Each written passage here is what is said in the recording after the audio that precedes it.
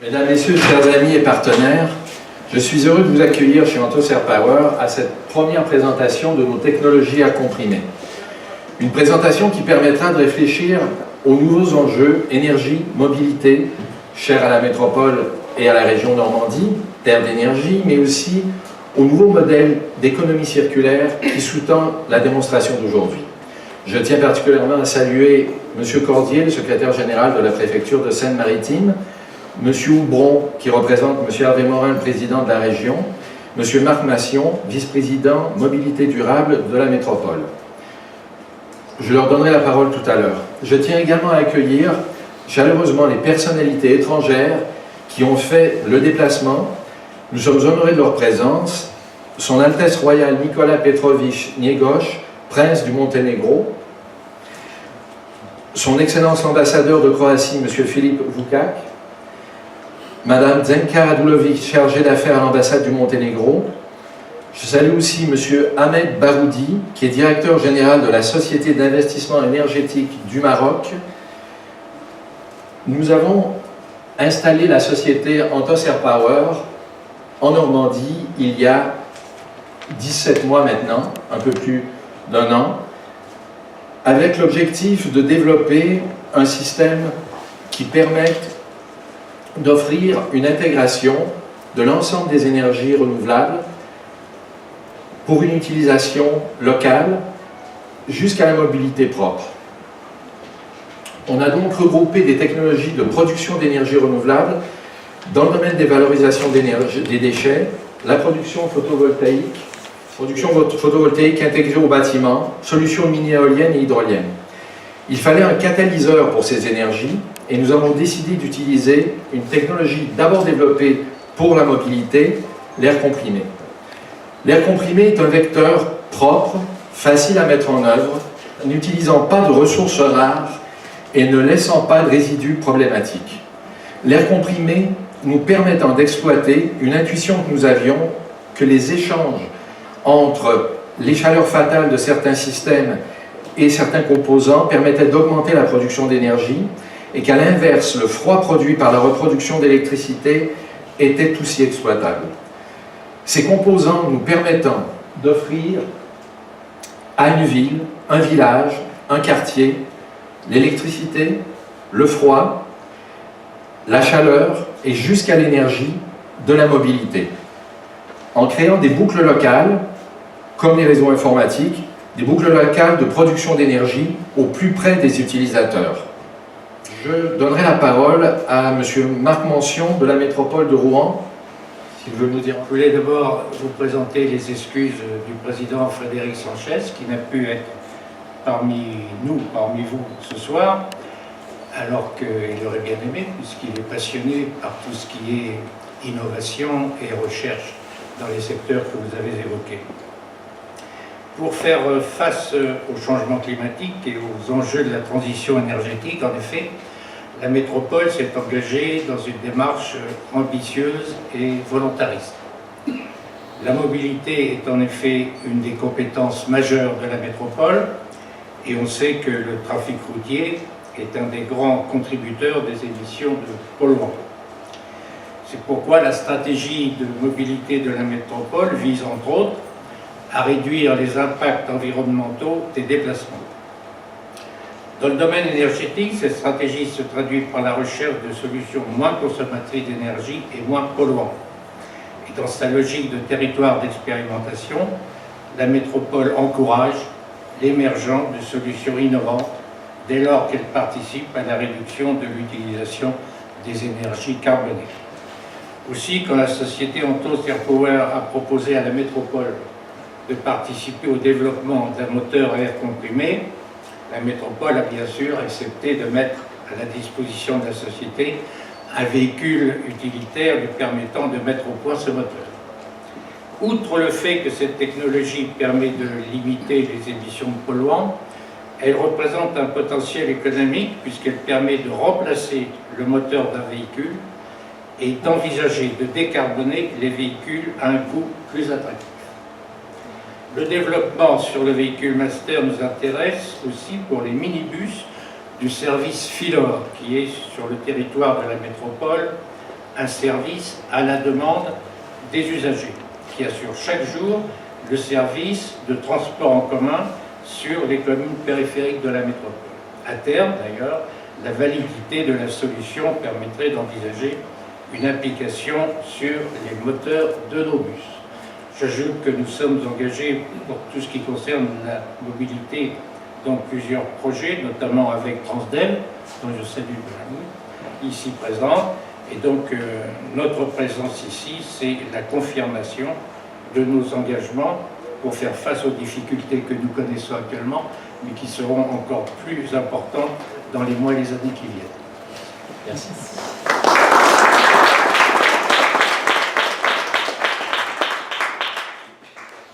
Je demande à M. Pascal Houbron, de la région Normandie, de venir.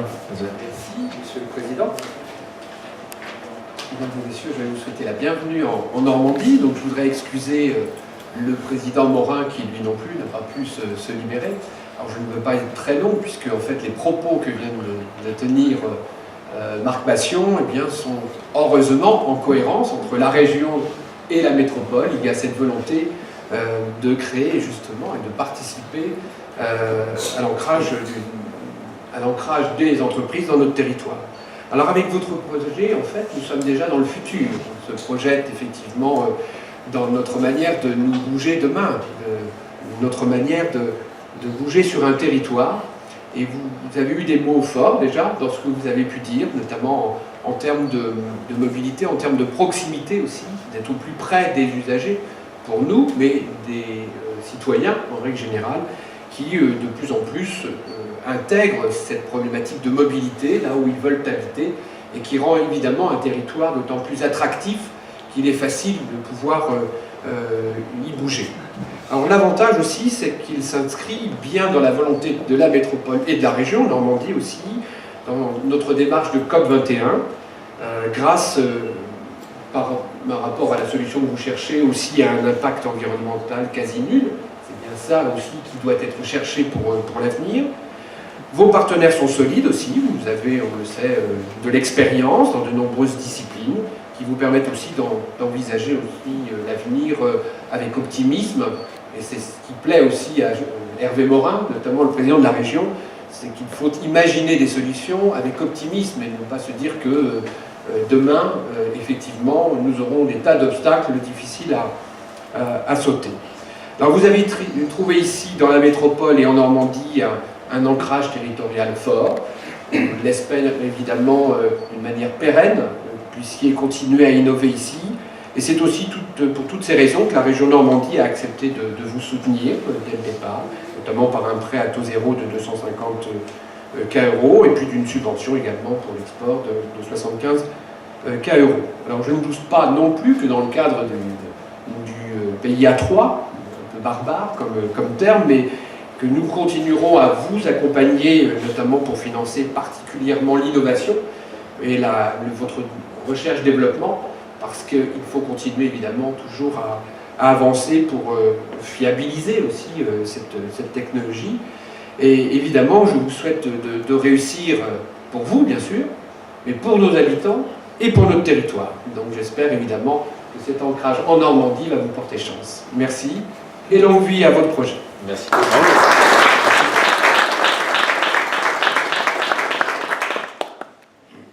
Je demanderai à M. Cordier, secrétaire général de la préfecture, de nous adresser un mot.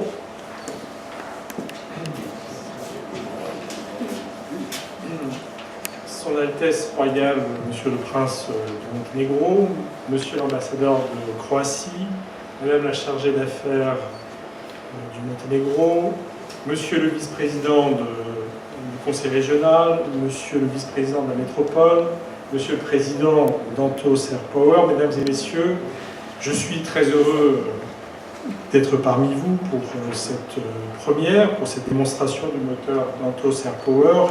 Je vous prie de bien vouloir excuser Mme Lucio, la famille Lucio, qui, il y a encore quelques jours, était préfète de la région Normandie et qui est devenue, par décision du président de la République, donc préfète de la région Nouvelle-Aquitaine, préfète de la Gironde, et qui donc m'a demandé de la représenter. Alors, cette cérémonie, cette réunion est une grande première dans la mesure où, vous l'avez rappelé, il s'agit d'appliquer la technologie de l'air comprimé à des domaines nouveaux. C'est surtout l'occasion de mettre en avant une initiative ambitieuse au service d'un objectif stratégique, celui de la transition écologique. Le défi du réchauffement climatique interroge tous les aspects de notre société et le plus fondamental est celui de notre rapport à l'énergie, à la fois de sa production au stockage, de son transport à son utilisation. Tout ceci doit être repensé. Pour relever ce défi, plusieurs pistes s'annoncent prometteuses et la Normandie a un rôle pionnier à jouer. Ça a déjà été dit, c'est une région pionnière en matière énergétique. Il y a le cas de l'hydrogène, de la mobilité électrique, de nombreux projets industriels structurants sur ce territoire. Et la Normandie est la première région énergétique de France en termes de PIB et en termes d'emploi. Et donc vous pourrez disposer d'un tissu économique adapté pour industrialiser et développer votre production. Les enjeux et la nécessité d'aller vite sont tels que nous ne pouvons pas nous permettre de ne miser que sur une seule technologie.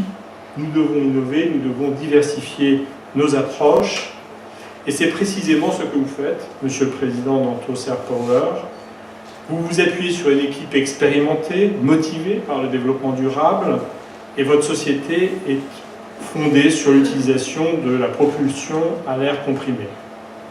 Alors la force de votre société est d'englober tout le cycle énergétique, que vous allez sans doute vous présenter, puisque l'énergie produite par les panneaux solaires permettra entre autres de comprimer l'air et d'utiliser ainsi l'énergie stockée selon les besoins pour des véhicules à air comprimé ou sous forme d'électricité.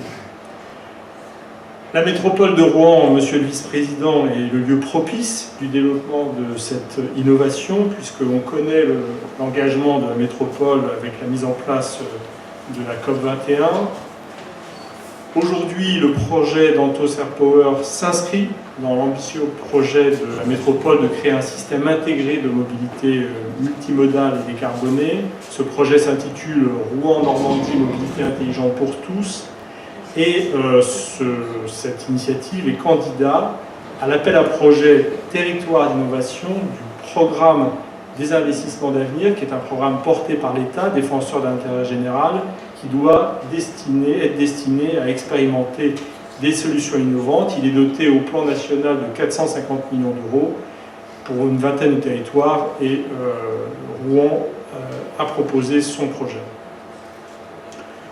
Antos Air Power pourra également bénéficier du soutien de la métropole, de la région, de l'État dans le cadre de la nouvelle politique du gouvernement en faveur de l'industrie. Il s'agit de la désignation des territoires d'industrie, une dynamique avec 4 axes, le recrutement, la simplification, attirer les investissements et enfin innover. C'est une initiative qui a été lancée par le Premier ministre en novembre dernier et la Normandie compte 10 territoires d'industrie, dont l'un sur l'axe Seine auquel est rattaché Rouen.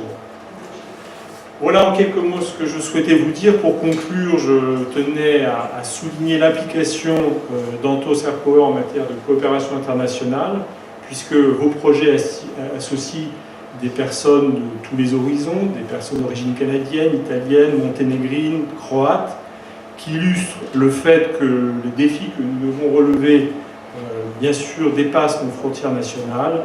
Et vous êtes un entrepreneur qui représente l'innovation française et au-delà sur la scène internationale. Et je souhaite à votre entreprise tout le succès qu'elle mérite. Je vous remercie.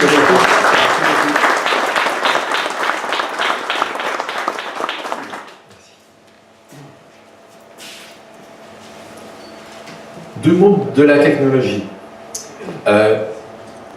La technologie air comprimé est au cœur de nos développements. Comme je l'ai dit au début, le travail que l'on fait depuis plusieurs années, c'est de créer un système complet qui va vers l'autonomie de boucles locales. Pour que l'idée d'utiliser l'air comme vecteur énergétique soit viable, il fallait maximiser la production d'énergie produite Et c'est grâce à AirPower, notre associé, ami, l'inventeur Vito Truglia qui se cache quelque part, que on a pu arriver à reproduire des quantités importantes d'énergie stockée dans l'air comprimé. Si je dois, parce que beaucoup de gens se demandent, oui, mais pourquoi ça existe, on aurait pu utiliser l'air comprimé depuis longtemps. Une des idées fortes qui a été utilisée dans le développement, ça a été d'utiliser l'air ambiant et la chaleur de l'air ambiant pour augmenter l'énergie captée. Ce sont différents systèmes qui ont permis d'arriver à cela, qui vont s'intégrer et qui vont permettre dans l'année qui vient de faire évoluer de façon importante la technologie dans son état d'aujourd'hui. Les champs d'application sont très nombreux. Les champs sur lesquels on s'attaque aujourd'hui au niveau de la mobilité vont du taxi aux véhicules utilitaires, des bus aux bateaux. Donc on vise vraiment des transports qui sont liés à l'activité et liés aussi à la pollution des centres-villes. Du côté de l'énergie, stockage des énergies intermittentes, le photovoltaïque, l'éolien, sécurité énergétique, groupes électrogènes, d'hôpitaux, cinéma, problème de disponibilité d'énergie dans les pays émergents, production de froid et de chaleur. Donc on couvre l'ensemble des besoins. On peut imaginer un village africain qui, tout en éclairant les rues et le village, fournit le froid, produit comme déchet de la production électrique pour la conservation alimentaire et les médicaments. Le soleil fait de la glace dans ce contexte-là. Nous développons en ce moment un projet de centre de recherche et de production dédié aux applications de technologies air comprimé. Ces produits technologiques seront disponibles à tous ceux, entités publiques ou groupes privés, qui sont en capacité d'inventer de nouveaux modèles écologiquement, économiquement et socialement vertueux. Pour nous, c'est vraiment l'objectif principal. On a des outils formidables, simples. On s'est attaché depuis le début à développer une technologie qui soit, à partir d'inventions extrêmement audacieuses, qui soit low-tech, donc qui soit facile à implanter et facile à maintenir à un niveau local. C'est vraiment une des choses que l'on vise. On va vous présenter rapidement, on est un peu nombreux, c'est difficile d'aller dans le détail, on va vous présenter rapidement 3 éléments prototypes. Un groupe électrogène dont l'énergie est fournie par un compresseur qui sera bientôt alimenté par des couvertures de parking photovoltaïques qui sont installées sur le site ici de la CCI, qui alimenteront le compresseur pour permettre de reproduire l'énergie et le froid à partir d'une unité comme ça de un groupe électrogène équivalent à un groupe électrogène diesel ou à un système de batterie. Un petit mot par rapport aux batteries, si peut-être passer le suivant encore. Celui qui donne, oui. Il est évident, la batterie a son utilité, la batterie a son importance, mais les avantages importants de l'air comprimé face aux batteries, évidemment, sont le fait qu'on peut bénéficier avec l'air comprimé de cycles pratiquement infinis. Donc on peut charger et décharger la batterie plusieurs fois par jour, ce qui n'est évidemment pas le cas de la batterie. On peut utiliser les composants jusqu'à 40 ans. Certains éléments ont des garanties de 40 ans, une durée de vie de 40 ans, d'autres de 15 à 25 ans. Donc on a une durabilité importante. Et si on regarde, évidemment, pas d'utilisation de métaux rares, pas de déchets en fin de cycle de vie. Et si on regarde la capacité à recharger un véhicule, disons de type master, j'ai pris des données constructeurs. Donc aujourd'hui, du master électrique, on pourra avoir une recharge normale, disons, en une quinzaine de minutes, et jusqu'à une recharge rapide en 4 minutes. Donc on a une possibilité de recharger plus souvent, et à ce moment-là, de garder des véhicules plus légers et de rendre la technologie plus disponible. Le premier élément, avant de vous parler des projets, de demander à nos amis et partenaires de Croatie, du Monténégro, de venir en quelques mots expliquer comment ils ont envie d'utiliser nos technologies. on va regarder un petit peu, je sais que plusieurs d'entre vous ont eu un cours de M. Troulia sur le moteur, donc vous avez peut-être déjà entendu un petit peu, mais on va, Pascal, s'il vous plaît, si tu veux... Demande à Yves, peut-être. D'accord, venez démarrer. Yves. D'accord, mais entre-temps, on peut voir ici, ça vous donnera un petit peu une idée. Tu peux le faire tout seul. Une idée du moteur. On voit ici un moteur très simple, très nu. Quand on compare le moteur thermique au moteur, une fois qu'il a été transformé, c'est vrai que je n'ai pas dit tout à l'heure qu'on parle de moteur existant. Ce qui est un autre élément positif au niveau de l'environnement. On recycle des moteurs existants. On ne part pas de moteurs que l'on doit reproduire. Et donc, là, on avait les premiers tours du véhicule, donc fonctionnant simplement à l'air. Véhicule qui approche les 2,5 tonnes, véhicule qui peut porter 3,5 tonnes. Donc un véhicule lourd, ce qui n'avait jamais été tenté au niveau de l'air comprimé.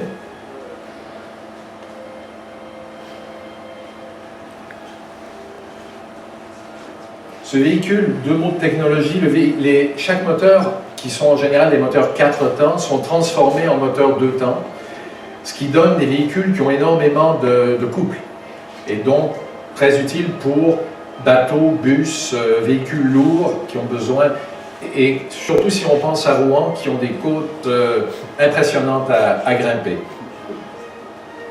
Pendant que le film tourne, j'ai oublié de remercier et de souligner 2 partenaires qui ont été là dès le début, qui ont cru à ce que l'on proposait. C'est Transdev Rouen, qui, dès le début, dès les premiers mois de notre arrivée, ils sont venus voir ce qu'on faisait et ils y ont cru.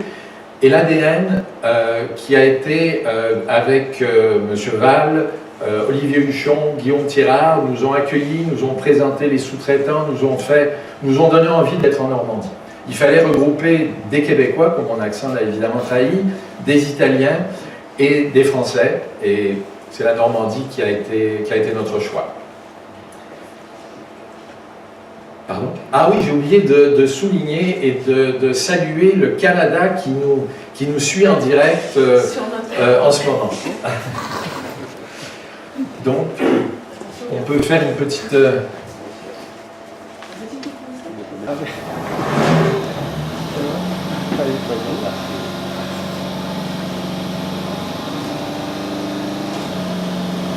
Bon, sur un exemple, on a des spots de cinéma pour donner une puissance,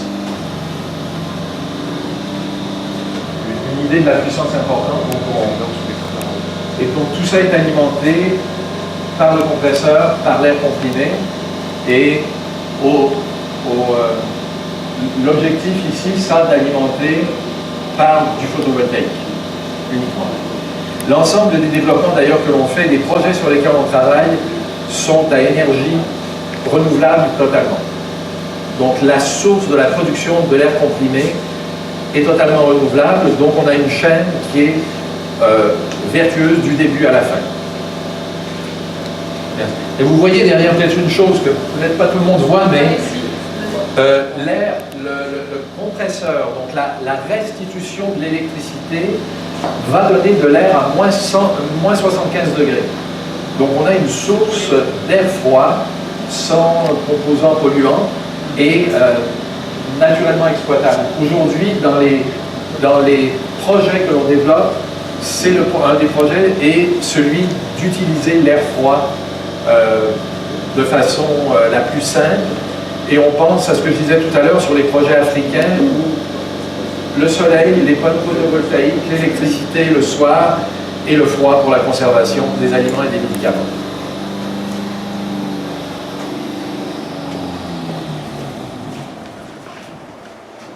Donc, c'est un des éléments. Et pour toute l'équipe qui a travaillé très fort depuis quelques mois pour être là aujourd'hui, je vais simplement vous montrer ce que représente, disons, une station-service, qui sera la station-service air comprimé. C'est un certain nombre de bonbonnes qui vont faire l'échange avec des systèmes simples de recharge qui sont utilisés pour la recharge des véhicules. Ou un exemple, on travaille sur un projet en ce moment au Maroc qui est un projet de fermes qui ont besoin de pompes à eau, et ces pompes à eau pourront être rechargées à partir d'air comprimé, et on pourra faire le plein à partir d'une citerne qui viendra remplir les réservoirs des fermes. On va peut-être maintenant aller sortir et aller à l'extérieur, voir le véhicule pour ceux qui n'ont pas vu.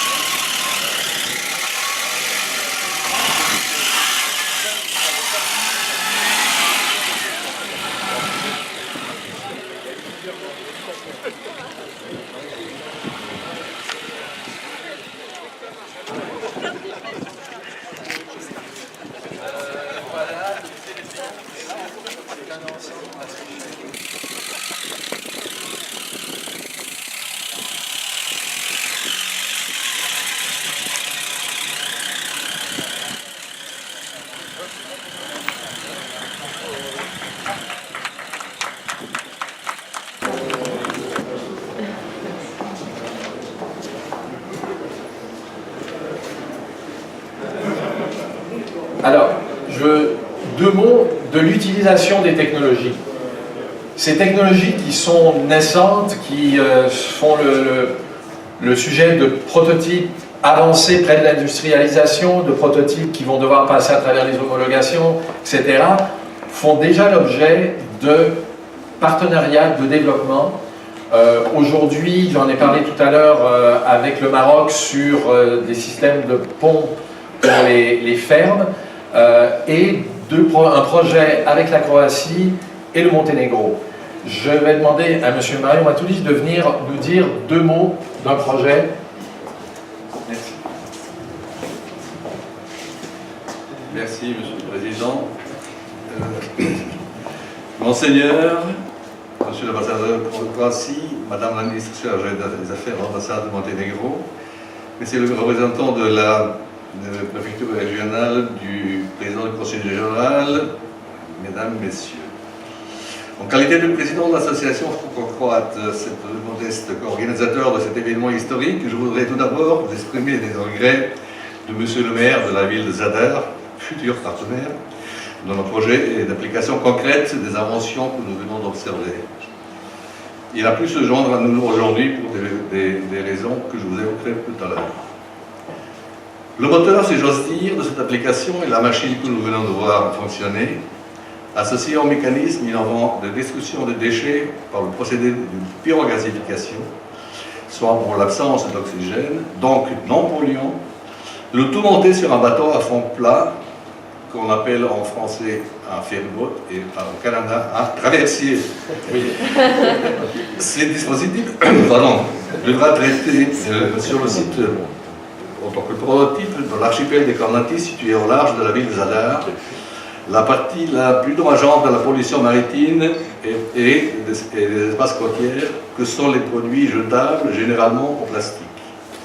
Ce projet appelé MATE, nous l'avons présenté lors d'une manifestation dédiée aux études innovantes réalisées par la CDE il y a 2 ans, où il a obtenu les plus grands encouragements pour la suite de cette réalisation, qui devra, selon cet organisme, dépasser les frontières croates et ses 1200 îles pour être appliquée dans les pays du sud-est asiatique tels que la Malaisie, ainsi que ces fameuses îles continents flottants de plus en plus grands et nombreuses dans les océans.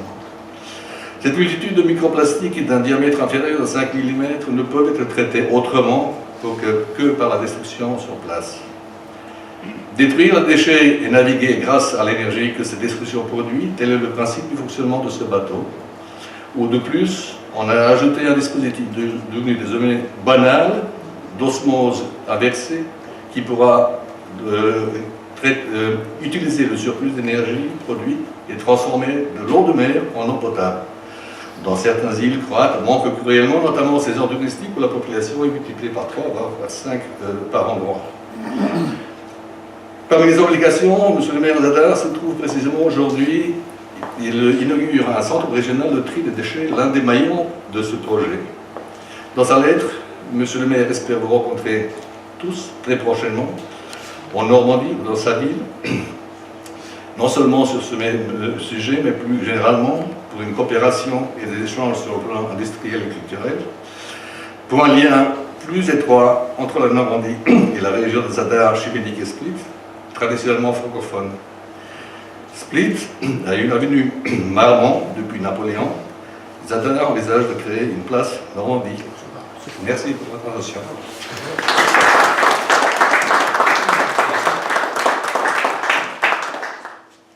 Je demanderai à Monsieur l'ambassadeur de Croatie de nous dire un mot. Deux ou trois mots. 2 ou 3 mots. Bon, d'abord, c'est une expression québécoise. non, vraiment, je serai très bref. Alors, je suis vraiment content d'être une fois de plus à Rouen et en Normandie pour représenter mon pays. Alors, je suis un grand amateur de technique, un grand amateur, et c'est pour ça que j'estime beaucoup plus vous qui êtes vraiment de ce métier qui me dépasse. Alors, c'est une fiction pour nous tous, je crois. Énergie, zéro pollution, c'est presque une fiction incroyable. Alors je vous souhaite que votre rêve devienne la réalité européenne pour moi. Alors nous sommes cet après-midi ici de 4 continents. Nous avons des représentants de Chine, on a un Canadien, un Québécois, et on a aussi Afrique du Nord, Maroc, et l'Europe du Sud est bien représentée, à part notre Italien. Il y a aussi, alors, son Altesse Royale, le prince de Monténégro, qui, pour ceux qui ne le savent pas, a une fondation, je peux dire même culturo-écologique, parce qu'il est très intéressé, très engagé dans le secteur écologique, parce que Monténégro doit devenir, si j'ose dire, la première république éco. Alors lui, il est très engagé pour faire, disons, bouger alors, le sentiment écologique d'abord à Monténégro et nous comme le pays limitrophe, parce qu'on partage la frontière avec Monténégro et aussi la côte adriatique, nous sommes très intéressés d'être engagés dans le même voie. Alors comme M. Matulić a dit, la région de Zadar, c'est notre comté, c'est notre région de Zadar. Pour vous approcher, Zadar, c'est la ville d'où vient le gagnant de Ballon d'Or, très connu en France, c'est notre joueur Modric. Alors c'est Zadar, là où il est né. Et alors le comté, la région de Zadar, est très intéressée de coopérer avec la Normandie, en commençant par le projet qui a été exposé par M. Matulić. Parce que la côte adriatique, comme vous le savez, est très développée. Alors nous, on reçoit presque 20 millions de touristes par an, c'est-à-dire 4 fois plus d'habitants. Et certainement que la pollution est beaucoup plus grande en été qu'en reste de l'année. Et surtout les îles, et grâce à un tourisme nautique qui est très développé. C'est pour ça que ce projet qui peut être utile à notre région de Zadar, il y a aussi en Normandie qui a aussi ses problèmes écologiques, pas seulement la côte, mais aussi des îles. On voudrait bien voir la coopération entre nos des régions. Malheureusement, le président de la région de Zadar n'a pas pu venir aujourd'hui. J'ai reçu une lettre d'excuse parce que la région fête cette semaine ses journées culturelles, il doit être là. Mais j'espère qu'il y a d'autres possibilités qu'il se présente ici pour rencontrer M. Morin et d'autres autorités locales. Alors, je vous remercie pour votre attention et un grand souhait de succès de cet exploit. Merci bien.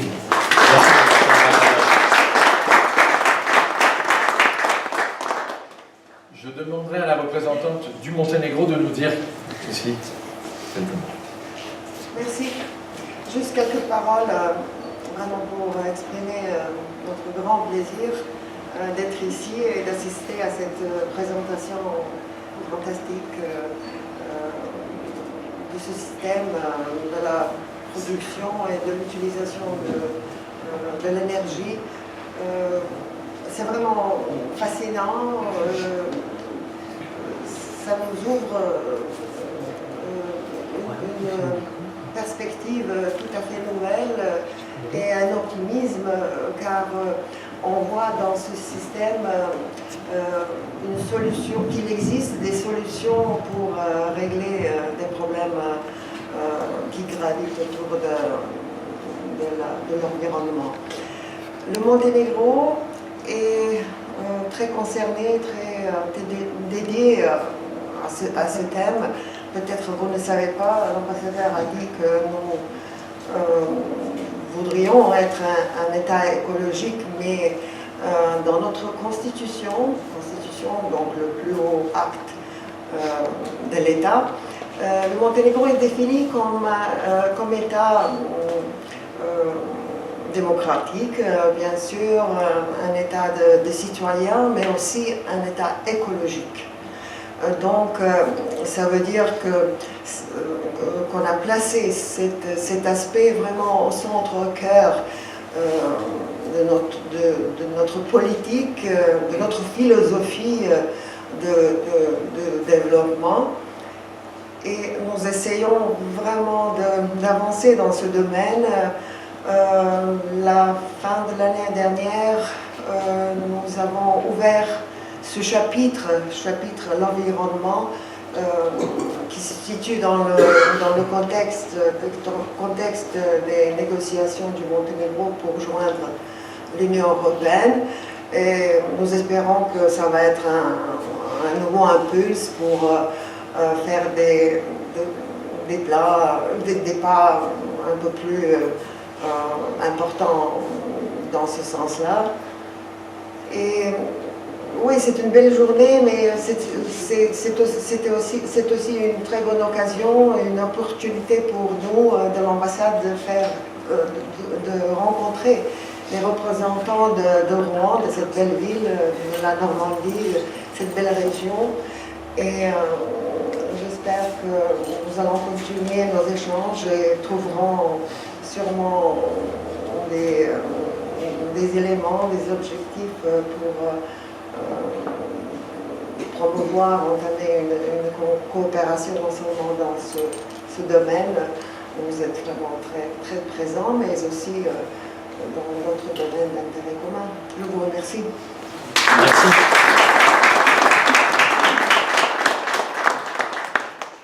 Enfin, je demanderai au prince Nicolas de venir clôturer cette journée.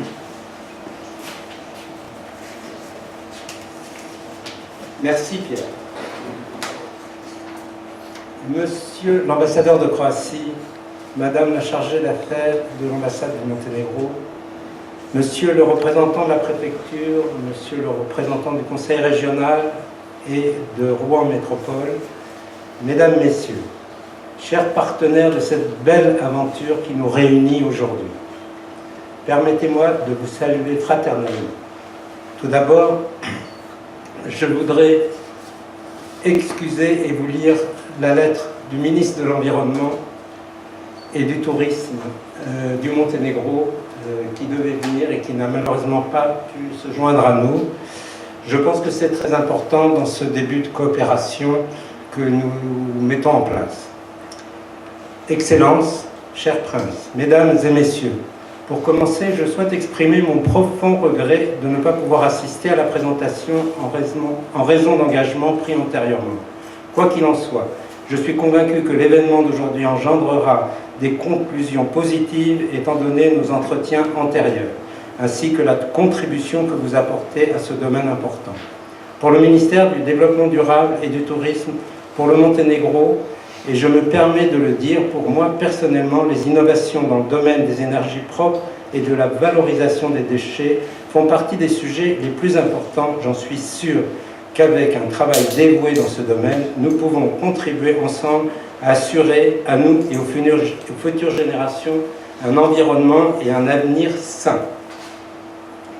Il n'y a pas si longtemps, la transformation des déchets, c'est-à-dire des ordures, en quelque chose d'utile pour l'homme, aurait constitué une pure alchimie.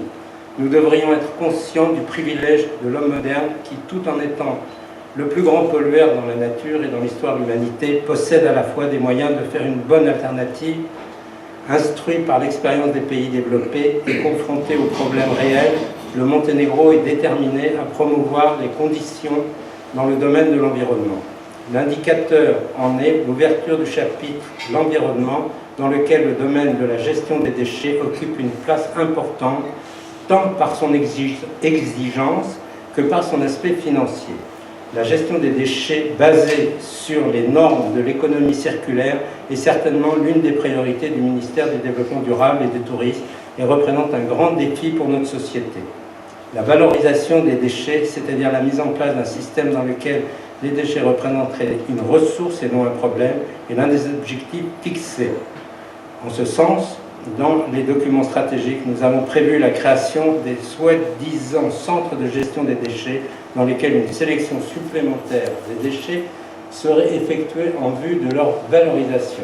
Les centres de gestion des déchets, qui couvriraient l'ensemble du territoire du Monténégro, sont prévus d'être construits à Podgorica, Bar, Nikšić et Bielopolje. Je rappelle également que le centre de recyclage de Podgorica fonctionne très bien depuis 10 ans, avec des très bons indicateurs de performance, de coopération avec la délégation de l'Union européenne au Monténégro. Nous œuvrons pour fournir la documentation et les ressources financières nécessaires à la mise en place d'infrastructures supplémentaires sur le site de la décharge déjà construite à Bar afin de construire un centre de recyclage moderne. Mesdames, Messieurs, nous sommes témoins que les déchets et la pollution ne connaissent pas les frontières des États.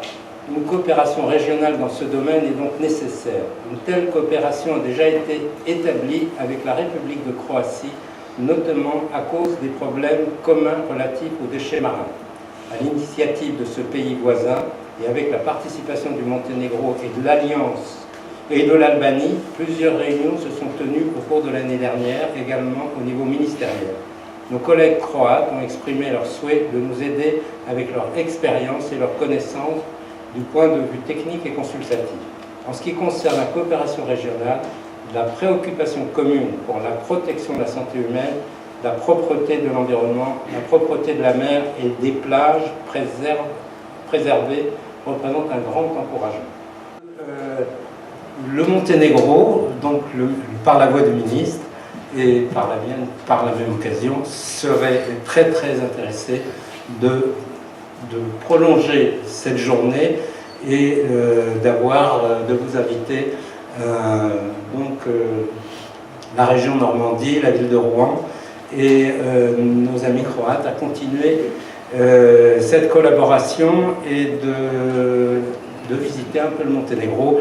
Je pense que c'est un pays qui mérite à être mieux connu. Et voilà. Alors maintenant, je vais faire mon speech, si vous permettez. Excusez-moi, j'étais un peu long. Bon, maintenant vous vous demandez peut-être ce que vient faire un prince du Monténégro en pays normand. Sachez tout d'abord que le Monténégro est le premier État à avoir, dès 1990, inscrit dans sa constitution l'État écologique. Ensuite, que je suis monténégrin, mais aussi français, architecte, et que je préside une fondation Monténégro dont un des champs d'activité est le développement durable et l'écologie. Il était donc logique qu'après avoir découvert, grâce à mon confrère et ami Mario Matulic, les innovations portées par les sociétés Genio et Antos Air Power, j'ai tout de suite cherché à voir comment faire bénéficier le Monténégro de ces nouvelles technologies. Après plusieurs visites et contacts sur place avec Pierre Villeneuve et Mario Matulic, nous avons pu identifier différents projets à valeur ajoutée dans les domaines écologiques, économiques, social, mais aussi respectueux des spécificités locales. Bon pour le pays, bon pour la planète. Tout d'abord, le projet Vermats, pour la protection et la mise en valeur écologique de la péninsule qui sépare les baies de Kotor et Tival. En dehors de la zone côtière urbanisée et touristique, la péninsule est constituée d'un massif forestier et de garrigues désertées qui est régulièrement menacé par les incendies de forêt. Le projet de faire appel aux technologies précédemment décrites permet, d'une part, la valorisation de la biomasse, comprenant le traitement des déchets végétaux issue d'un nettoyage sélectif et de la sécurisation du site. Cette partie fera l'objet d'un partenariat avec la base de sécurité civile de Nîmes-Garon. Le traitement des boues de la station d'épuration desservant les villes de Kotor et de Tivat. La production d'énergie, la revitalisation des activités agricoles du fait du nettoyage du territoire, olives, plantes aromatiques et fruits, le développement de l'artisanat et du tourisme. Les deux villes soutiennent le projet, ainsi que des associations locales et les fondations Ervin et Di Caprio. Le deuxième projet, Nikšić Eco Academy, consiste à proposer à la deuxième ville du Monténégro, la ville de Nikšić, d'être ville pilote en matière de traitement des déchets et de production d'énergie propre. Sachez que le sujet du traitement des déchets est d'actualité dans les négociations en cours du Monténégro avec l'Union européenne au sujet du chapitre 27. Dans le cadre de ce projet, le centre Technopolis de Nikšić, centre de ressources et pépinière d'entreprise, accueillerait l'antenne d'un projet d'éco-académie rattaché aux différents projets qui permettra de compléter la formation pratique d'ingénieurs et de techniciens dédiés à ces nouvelles technologies et de sensibiliser les nouvelles générations au développement durable. Le troisième projet est complémentaire du projet MATE en Croatie dont Mario Matulić vous a parlé. Il s'agit de créer une unité maritime de traitement des déchets en mesure de traiter les déchets des hôtels et des marinas de la côte tout en leur proposant de l'énergie sous forme d'électricité ou d'air comprimé. Nous espérons ainsi voir se développer la motorisation des yachts à l'air comprimé. On évite ainsi la pollution du transport routier, mais aussi l'encombrement des décharges en période estivale. La version avec osmoseur inversé est également envisageable. Plusieurs hôtels nous ont marqué leur intérêt à ce projet. La rentabilité de ce projet serait assurée du fait d'un fonctionnement alterné. En été, il permet de répondre à l'afflux touristique. Hors saison, il permet de participer au nettoyage des côtes et à la valorisation de la biomasse. Nous sommes persuadés que ces projets peuvent apporter des solutions écologiques aux problèmes des déchets et de leur pollution sur terre comme sur mer, tout en produisant une énergie propre. Nous sommes convaincus que ces solutions sont économiques et réplicables.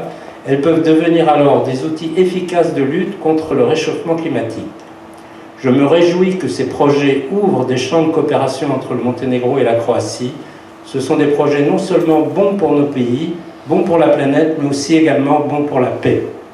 Nous sommes sûrs également que tous ceux qui croient et soutiennent ces projets en retireront un bénéfice autant moral que financier. Pour toutes ces raisons, je pense que cette journée est une journée historique dans l'histoire naissante de la lutte contre le dérèglement climatique. Je tiens à féliciter les équipes de Genio et d'Antos Air Power pour avoir inventé, mis au point et développé ces technologies qui, associées aux différents procédés d'énergie renouvelable, seront les principaux outils de la révolution écologique qui s'impose à nous. Je voudrais terminer avec un vers sous forme de défi lancé il y a 200 ans par le grand poète monténégrin, mon ancêtre, le prince-évêque Petar II Petrović-Njegoš. Neka bude borba neprestana, neka bude što biti ne može. Qu'il advienne l'éternel combat, qu'il advienne ce qui ne peut advenir. Merci de votre attention.